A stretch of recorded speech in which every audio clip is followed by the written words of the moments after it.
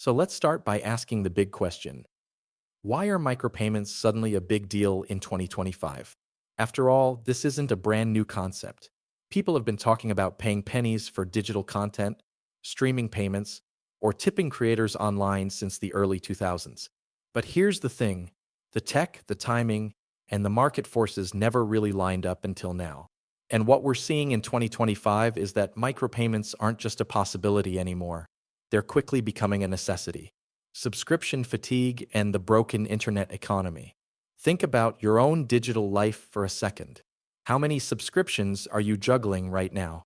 Netflix, Spotify, Apple Music, YouTube Premium, Patreon creators, Substack writers, maybe a few SaaS tools, the list goes on.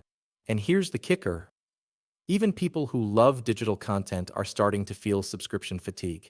We've reached this weird point where the all-you-can-eat subscription model has become the norm, but it's not sustainable for either users or creators.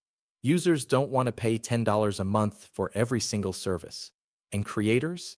They don't want to be locked into platforms that take huge cuts of revenue and force them to build audiences on someone else's terms. Enter micropayments. Imagine paying 25 cents to read an article, 50 cents to watch a video, or a penny per minute to listen to a podcast.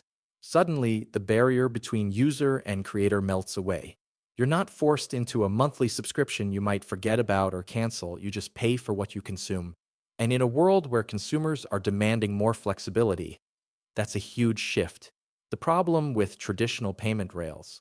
Of course, micropayments sound great in theory, but traditional financial systems just can't handle them. If you tried to run a system where users paid 10 cents per article using Visa or PayPal, the fees would destroy the whole model. Let's break it down. A Visa transaction can cost 30 cents plus 2 to 3% per swipe. PayPal takes a similar chunk plus conversion fees. Even modern fintech apps don't solve the issue. Transaction fees, settlement delays, and middlemen make microtransactions impractical. In other words, the pipes of the old financial system were never built for small dollar transactions. They were built for credit, for larger purchases, for bulk settlements. Micropayments just don't make sense in that world. This is exactly where blockchain comes in, and more specifically where Stellar comes in. Global opportunity, gaming, tipping, and digital goods. Here's where things get even more exciting. Micropayments aren't just about unlocking articles or supporting a writer on Substack. We're talking about a global digital economy where value moves as easily as information. Let me paint a few pictures. Gaming. Imagine playing a mobile game where instead of paying $10 at front or being bombarded by ads, you spend fractions of a cent for each extra life or bonus feature. Microtransactions are already huge in gaming. Think Fortnite skins, Roblox items, but blockchains like Stellar make them cheaper, faster, and more accessible globally. Streaming content. Instead of paying $15 a month for Spotify, what if you paid per song streamed? If you listen to 50 songs a month, you might pay less than a regular subscription, while artists could get paid instantly and more fairly. Creator tips. Picture a TikTok or YouTube creator who can receive 25 cents tips instantly from a fan in Argentina, another in Kenya, and another in the US, all without waiting weeks for payout thresholds or losing 30% to platform fees. Digital goods and services. Think of ebooks, stock photos, AI-generated assets, or even short reports. Instead of locking everything behind subscriptions, creators can sell digital assets in bite-sized chunks. Pay as you go, pay what you want. The global scale here is massive. Billions of people, especially in emerging markets, can't afford $10 subscriptions but could absolutely participate in a digital economy where content and services cost pennies. This isn't just about creators in New York or London. It's about unlocking a global creator-consumer loop. Why 2025 is the tipping point? So why now? Why 2025? There are three converging forces at play. The creator economy has gone mainstream. Creators are no longer fringe. They are the economy. From TikTok stars to Substack journalists to Twitch streamers, the idea of people making a living directly from audiences has gone global.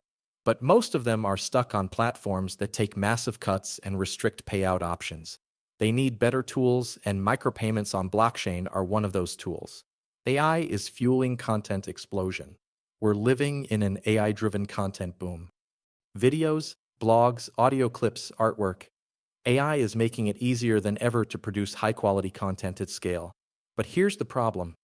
When supply skyrockets, demand has to adapt. Subscription models don't work when consumers want to sample across hundreds of creators. Micropayments are the natural solution, letting people dip in and out without committing long-term. Stablecoins and cbdc's are normalized. This is huge. Back in 2018, crypto micropayments sounded futuristic. In 2025, it's practical because stablecoins like USDC, PYUSD, and cbdc's are becoming mainstream. That means when someone pays 50 cents on Stellar, they're not paying in some volatile altcoin, they're paying in a digital dollar. The friction is gone, and the trust is there. Micropayments equals inclusion. One last point before we wrap this section. Micropayments aren't just about convenience. They're about financial inclusion. Billions of people are excluded from the digital economy because the current system assumes you have a credit card, a bank account, or the ability to pay $10 at a time. Micropayments on Stellar break that barrier. If someone in rural India wants to pay 5 cents to access an online course or someone in Africa wants to tip a local musician half a dollar, they can. No credit card needed, no insane fees. Just a wallet, an internet connection, and a few cents worth of digital currency. And that's where Stellar shines. Global reach, low fees, and the ability to move value across borders seamlessly. To sum it up, 2025 is the year micropayments stop being a buzzword and start being a movement. Subscription fatigue, AI-driven content supply, and the normalization of stablecoins have all converged to create the perfect storm. The internet economy needs micropayments, and Stellar XLM is one of the few platforms actually built to deliver them. Now that we've laid out the why behind micropayments, let's shift gears into the why Stellar part of this conversation. Because here's the truth. Micropayments have been promised by a dozen different blockchains and fintech apps over the last decade. But if you really look at the design of Stellar, it feels almost like it was built for this exact moment. Let's break it down. The speed and cost factor. The first and probably the most obvious advantage is cost. Stellar transactions are dirt cheap. We're talking about fractions of a cent per transaction. Compare that to PayPal, Visa, or MasterCard, which can eat up 30 cents plus a percentage per transaction. And suddenly you see why traditional rails collapse when it comes to micropayments. Imagine tipping someone 25 cents and then realizing that 30 cents of fees ate it all. That doesn't make sense. On Stellar, the same tip costs a fraction of a penny to process. That's not just affordable, it's almost invisible. And that invisibility is what makes micropayments psychologically viable. Nobody wants to think about fees when they're sending a dime here, a nickel there. Stellar removes that mental tax. On top of that, Stellar transactions are fast. They settle in seconds, globally. That's critical because if you're a creator waiting on micropayments, you don't want to see your revenue pending 4 days or weeks. Instant settlement equals instant motivation for both sender and receiver. Simplicity at the core. Here's another underrated advantage of Stellar. Simplicity. A lot of other blockchains are trying to be everything at once, DeFi, NFTs, gaming, enterprise, you name it. That's not a bad thing, but it also creates complexity. Gas fees, MEV, minor extractable value, congestion, even network downtime. These are all problems we've seen on Ethereum and Solana. Stellar, by contrast, has always been laser-focused on payments and transfers. It's not trying to reinvent every corner of finance. It's trying to make money move cheaply, quickly, and globally. That focus is exactly what makes it perfect for micropayments. The infrastructure isn't bloated. It's lean, it's optimized, and it's already proven in real-world remittance use cases. Stablecoins on Stellar, the game changer. Now let's talk stablecoins because this is where things get really exciting. If you rewind a few years, one of the biggest roadblocks for blockchain micropayments was volatility. Nobody wants to send 25 cents in a token that could be worth 20 cents or 40 cents tomorrow. But with the rise of stablecoins, and specifically USDC running natively on Stellar, that problem disappears. When you pay a creator $1 on Stellar, you're paying them in digital dollars, backed 1:1, instantly transferable and globally accessible. That's huge. It means micropayments aren't tied to speculative assets anymore. They're tied to real-world value. And it's not just USDC. PYUSD, PayPal stablecoin, is spreading fast. Circle is expanding USDC adoption aggressively, and multiple regional stablecoins are being launched around the world. Stellar has already positioned itself as a hub for many of them. That means creators don't have to think, am I getting paid in a weird altcoin? They know it's dollars, euros, or pesos, just in digital form. Comparison to Ethereum and Solana. Now, let's be fair and look at the competition. Could Ethereum or Solana power micropayments? Sure, in theory. But in practice, they face serious hurdles. Ethereum, even after the merge, gas fees are unpredictable. You can't run a system where a 25 cents transaction might cost $1 in gas. That kills the model immediately. Ethereum is great for high-value smart contracts, but not for microtransfers. Solana has the speed and the low cost, but it struggles with reliability. Outages, congestion, and downtime have been a recurring issue. For a global payments backbone, reliability is non-negotiable. If your transaction doesn't go through while you're tipping a creator or buying an in-game item, that trust is broken. Bitcoin Lightning. Lightning is often held up as the solution for micropayments, but let's be real, it's clunky. Routing payments through channels, managing liquidity, and dealing with failed payments makes it a non-starter for most average users. It's a brilliant concept, but hasn't scaled into user-friendly adoption. In comparison, Stellar is cheap, fast, reliable, and simple. That combination is rare, and it gives Stellar a natural edge in the micropayments conversation. Built for global inclusion. Another big reason Stellar shines here is inclusion. Let's not forget, micropayments aren't just about enabling a YouTuber in California to get tips. They're about enabling someone in rural Kenya to get paid instantly for selling digital art. They're about a gamer in Brazil buying an in-game sword for 5 cents.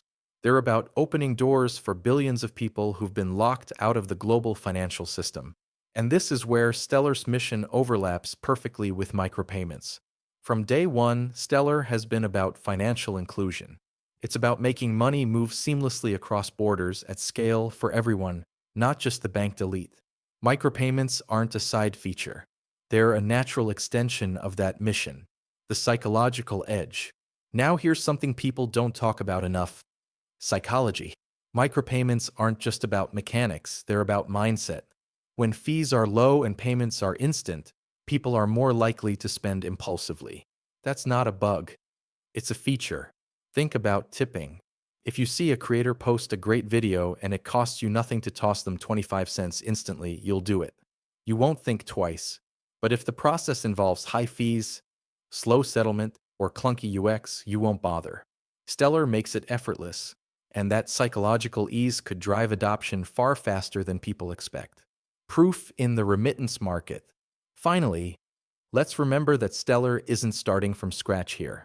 It already has real-world proof of concept in the remittance industry. Partnerships with MoneyGram and other fintechs have proven that Stellar can handle high volumes of small transactions across borders. Micropayments are just the next frontier. If Stellar can handle millions of cross-border remittances at a fraction of the cost of Swift, why wouldn't it handle millions of 10-cent tips, 50-cent unlocks, or penny-per-minute streams? The infrastructure is already there. It just needs to be extended into new verticals like the creator economy. So to wrap this section up, Stellar is built for micropayments because it combines speed, cost efficiency, and simplicity in a way that few other networks can match. Add stablecoins into the mix, and suddenly micropayments aren't just theoretical, they're practical, reliable, and globally scalable. And that's why, as we move deeper into 2025, Stellar isn't just competing in the micropayment space. It's setting the standard. When we talk about Stellar XLM and its journey in the financial space, one thing stands out loud and clear. This network was never built to be just another crypto. From day one, Stellar positioned itself as the rails for money, the behind-the-scenes infrastructure that makes payments faster, cheaper, and more transparent. While other blockchains chased hype cycles, Stellar quietly worked with banks, regulators, fintechs, and NGOs, laying the groundwork for something that actually solves real-world problems. And now, the question everyone's asking is, how does Stellar hold up in a market where competition is fierce, partnerships define momentum, and the line between traditional finance and blockchain is blurring fast? The story really begins with Stellar's design. Unlike Bitcoin, which was created as a decentralized store of value, or Ethereum, which became the go-to hub for smart contracts and decentralized apps, Stellar's architecture is laser-focused on payments. Its consensus mechanism, the Stellar Consensus Protocol, SCP, isn't proof of work or proof of stake. It's built for speed, efficiency, and trust. That means low fees, fast finality, and the ability to move both fiat and digital assets across borders seamlessly. It's not a blockchain trying to do everything. It's one trying to do one thing exceptionally well: move money. But here's where it gets interesting. The global payments industry isn't just crowded. It's dominated by giants: Visa, MasterCard, Swift, PayPal, and 1,000 banks that have had decades to entrench themselves. For Stellar to carve out its niche, it needed more than technology. It needed partners who could bring credibility, compliance, and distribution. And over the years, we've seen Stellar do exactly that. MoneyGram, Circle, Franklin Templeton, UNHCR, and even discussions with regulators, these aren't just headlines. They're a signal that Stellar's approach has always been about aligning with the real financial system instead of fighting against it. Now, let's not sugarcoat things. The market hasn't always rewarded Stellar with the recognition it deserves. Price-wise, XLM hasn't seen the meteoric rises that some other tokens have experienced. And part of that comes from the fact that Stellar doesn't play the same speculative game. It isn't about hyping up NFTs or memecoins. It's about plumbing, the pipes that move value. And as boring as financial plumbing sounds, it's exactly what regulators, enterprises, and institutions are looking for. Because at the end of the day, flashy tokens may come and go, but payment infrastructure is forever. Take MoneyGram as a prime example. When Stellar integrated with MoneyGram, it wasn't just another partnership announcement. It was a real on-ramp and off-ramp for digital assets. Imagine someone in Mexico receiving dollars from the US, instantly converted and settled through Stellar's network, and cashed out at a local MoneyGram outlet in pesos. That's not theory. That's happening right now. And when we zoom out, we see how this changes the game for remittances, one of the most important use cases for blockchain. Remittances are a $600 billion market annually, and the fees people pay to send money back home often range between 5 to 10%. Stellar's solution slashes those costs and speeds up delivery, and that's real impact.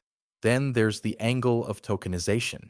Franklin Templeton launching a money market fund on Stellar wasn't a fluke.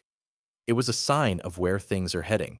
We're moving into an era where real-world assets, bonds, securities, even currencies, will be digitized and traded on blockchain networks. And Stellar is positioning itself as one of the platforms where this can happen compliantly and efficiently. It's not about speculation anymore.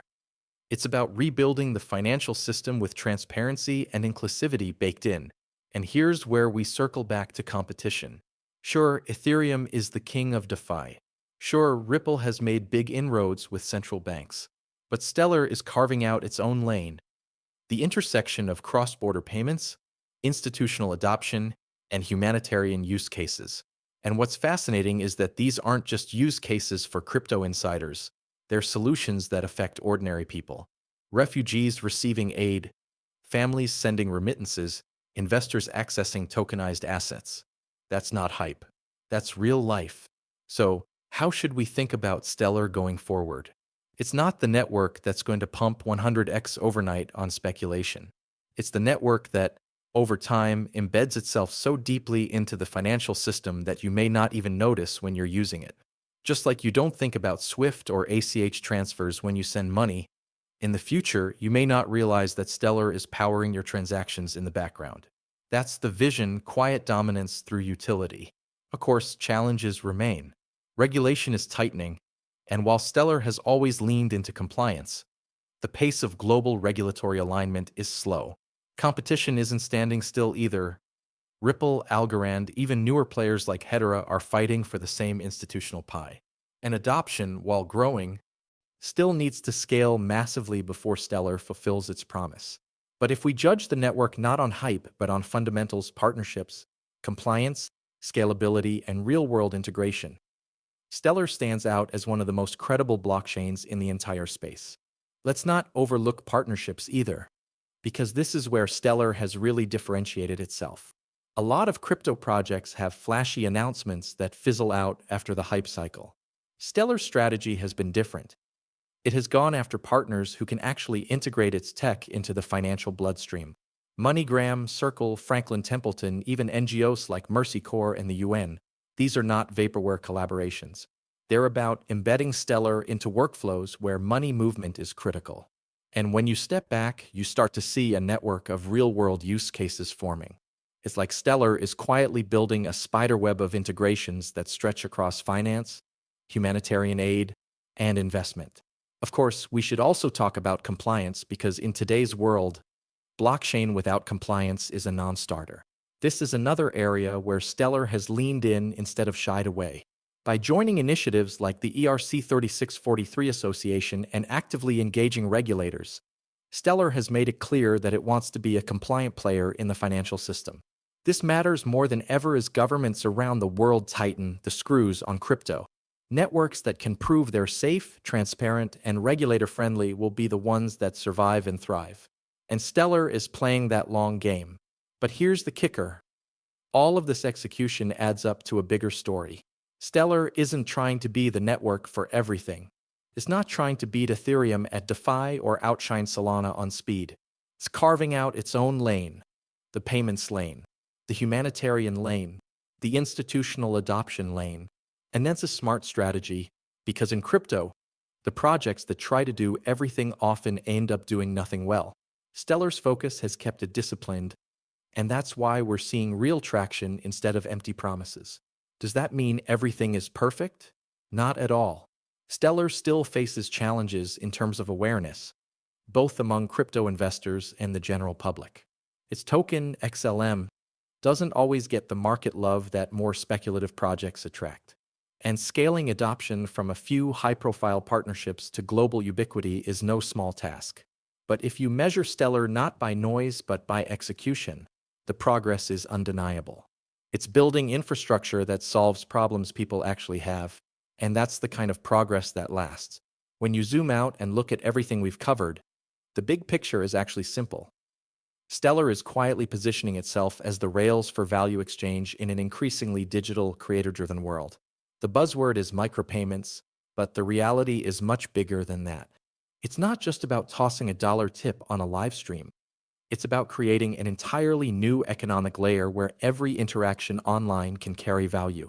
Where watching a video, reading an article, or playing a game isn't just a passive act, but something that can be instantly rewarded, settled, and shared. And here's the part that makes Stellar special. It's actually built to handle this kind of world. We've seen over and over that other blockchains run into roadblocks when you try to make tiny, frequent payments practical. Gas fees, network congestion, clunky user experiences. They all break the illusion of seamless digital money. Stellar flips that on its head. With low transaction costs, near-instant settlement, and a growing stablecoin ecosystem anchored by USDC, it actually makes sense to send someone 25 cents or 50 cents, or even less. That's the unlock. Suddenly, the smallest unit of value matters, and creators don't need millions of views or giant corporate deals to make their work sustainable. Now, I won't sugarcoat it. There are challenges. Wallet adoption still has a learning curve. Regulatory uncertainty can spook institutional partners. And let's be honest, Stellar doesn't yet have the brand flash of Ethereum, Solana, or Bitcoin. But that might actually be its advantage. While everyone else is chasing hype, Stellar is quietly laying down infrastructure. It's embedding itself in remittances, in NGOs, in financial institutions, and yes, in creator monetization experiments. By the time people catch on, it may already be the default layer behind half the payments you never even realize touch crypto. So where does that leave us in 2025? I think we're standing right on the edge of something transformative.